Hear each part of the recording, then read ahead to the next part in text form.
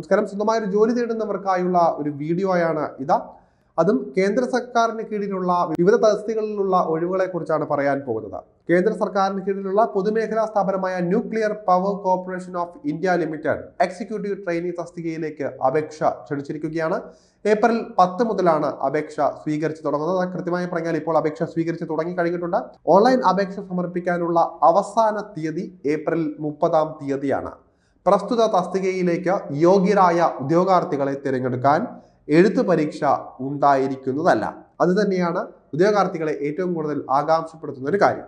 Gate 2023, gate 2024, gate 2025 എന്നിവയുടെ സ്കോറുകൾ 1:12 എന്ന അനുപാതത്തിൽ പരിഗണിച്ച് തയ്യാറാക്കിയ മെറിറ്റ് ലിസ്റ്റിന്റെ അടിസ്ഥാനത്തിൽ എക്സിക്യൂട്ടീവ് ട്രെയിനി 2025 തസ്തികയിലേക്കുള്ള വ്യക്തിഗത അഭിമുഖത്തിനായി ഉദ്യോഗാർത്ഥികളെ ഷോർട്ട് ലിസ്റ്റ് ചെയ്യുന്നതാണ്.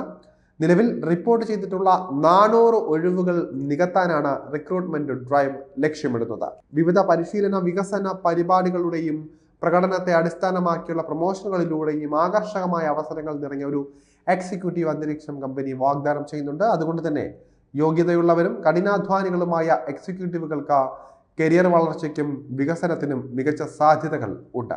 ഔദ്യോഗിക വിജ്ഞാപനത്തിൽ ഇങ്ങനെയാണ് ഇക്കാര്യം പറയുന്നത്. രജിസ്ട്രേഷൻ വിൻഡോ തുറന്നു കഴിയുന്നതോടെ താല്പര്യമുള്ളവരും യോഗ്യമായ ഉദ്യോഗാർത്ഥികൾക്ക് npcil-careers.co.in എന്ന ഔദ്യോഗിക വെബ്സൈറ്റ് സന്ദർശിച്ച് തസ്തികകളിലേക്ക് അപേക്ഷിക്കാവുന്നതാണ്. ഗേറ്റ് 2023, 2024, 2025 സ്കോറുകൾ ഉള്ള ഉദ്യോഗാർത്ഥികൾക്ക് മാത്രമേ ഈ റിക്രൂട്ട്മെന്റ് പ്രക്രിയയ്ക്ക് അർഹതയുള്ളൂ എന്ന കാര്യം കൂടി ഓർമ്മിപ്പിക്കുകയാണ്. 2022 അതിനു മുൻപോ ഉള്ള ഗേറ്റ് സ്കോറുകൾ പരിഗണിക്കുന്നതല്ല. ജനറൽ, EWS, OBC വിഭാഗങ്ങളിൽപ്പെട്ട പുരുഷ ഉദ്യോഗാർത്ഥികൾ 500 രൂപയും ബാധകമായ ബാങ്ക് ചാർജുകളും ഉൾപ്പെടെയുള്ള അപേക്ഷാ ഫീസ് അടയ്ക്കേണ്ടതായി ഉണ്ട്. അപേക്ഷാ ഫീസ് ഏപ്രിൽ 10-ാം തീയതി രാവിലെ മുതൽ തന്നെ ആരംഭിച്ചിട്ടുണ്ട്. ഏപ്രിൽ 30 വൈകുന്നേരം 4 മണി വരെ ഇത് നീളുകയും ചെയ്തിട്ടുണ്ട്. ഏത് ദിവസവും ഇത് അടയ്ക്കാവുന്നതാണ്.